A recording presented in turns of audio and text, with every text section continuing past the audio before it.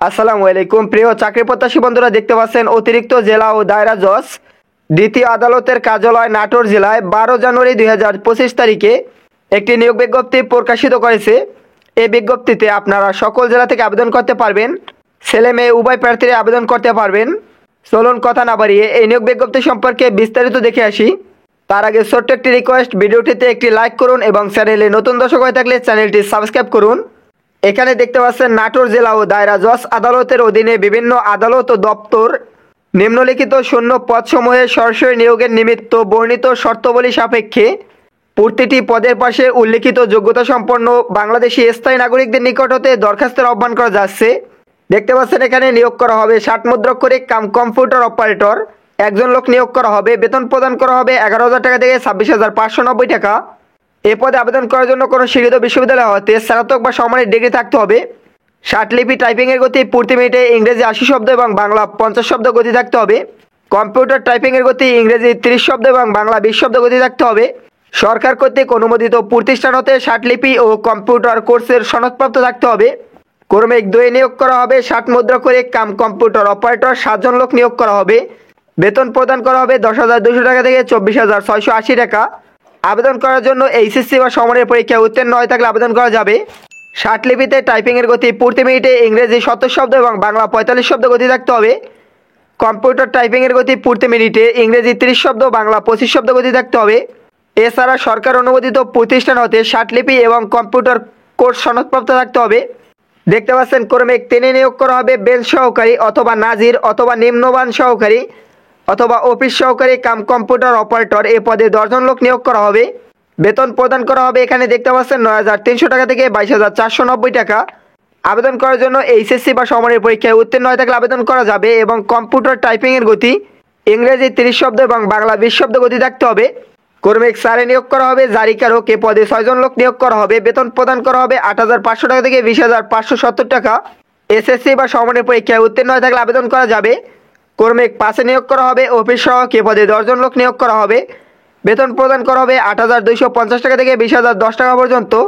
আবেদন করার জন্য কোনো স্বীকৃত শিক্ষা বোর্ড হতে মাধ্যমিক স্কুল সার্টিফিকেট বা সমমানের পরীক্ষায় উত্তীর্ণ ন্যূনতম দ্বিতীয় বিভাগ বা সমমানের সিজিপিএতে উত্তীর্ণ হয়ে থাকলে আবেদন করা যাবে। এখানে দেখতে পাচ্ছেন আবেদনের শর্তাবলী লেখা রয়েছে। নিয়োগের ক্ষেত্রে আইন অনুযায়ী সকল বিধিবিধান অনুসরণ করা হবে। প্রার্থীকে সভাপতি নিয়োগ সংক্রান্ত বাছাই কমিটি ও অতিরিক্ত জেলা দায়রা জজ দ্বিতীয় আদালত নাটোর বরাবরের স্বহস্তে লিখিত আবেদনপত্রে প্রার্থীর নাম, পিতার ও মাতার নাম, স্থায়ী ঠিকানা, বর্তমান ঠিকানা, নিজ জেলা, জন্ম তারিখ এখানে দেখতে পাচ্ছেন এ তারিখ অনুসারে বয়স, জাতীয় পরিচয়পত্র নম্বর, ইমেল যদি থাকে স্পষ্ট অক্ষরে উল্লেখপূর্বক আবেদন করতে হবে। আবেদনপত্র আগামী 28/1/2025 খ্রিস্টাব্দ তারিখ বিকাল 5 ঘটিকার মধ্যে অফিস চলাকালীন রেজিস্ট্রি ডাকযোগে অথবা সরাসরি সভাপতি নিয়োগ সংক্রান্ত বাছাই কমিটি ও অতিরিক্ত জেলা ও দায়রা জজ দ্বিতীয় আদালত নাটোর বরাবরে আবেদন প্রেরণ করতে হবে। খামের উপরে আবশ্যিকভাবে পদের নাম ও নিজ জেলার নাম স্পষ্ট অক্ষরে উল্লেখ করতে হবে। বিলম্বে প্রাপ্ত, অসম্পূর্ণ ও ত্রুটিযুক্ত আবেদন বাতিল বলে গণ্য হবে। এ বিজ্ঞপ্তিতে আবেদন করার জন্য 28/1/2025 তারিখে প্রার্থীর সর্বনিম্ন বয়স 18 এবং সর্বোচ্চ 32 বছর পর্যন্ত আবেদন করা যাবে। এছাড়া এখানে আরও দেখতে পাচ্ছেন আবেদনের সাথে নিম্নলিখিত কাগজপত্র সংযুক্ত করে দিতে হবে।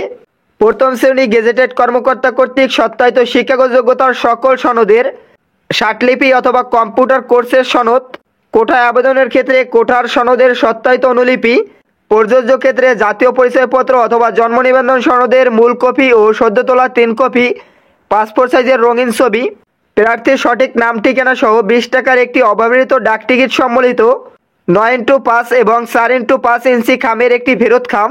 বিভাগীয় প্রার্থীদের ক্ষেত্রে যথাযথ কর্তৃপক্ষের মাধ্যমে আবেদন করতে হবে।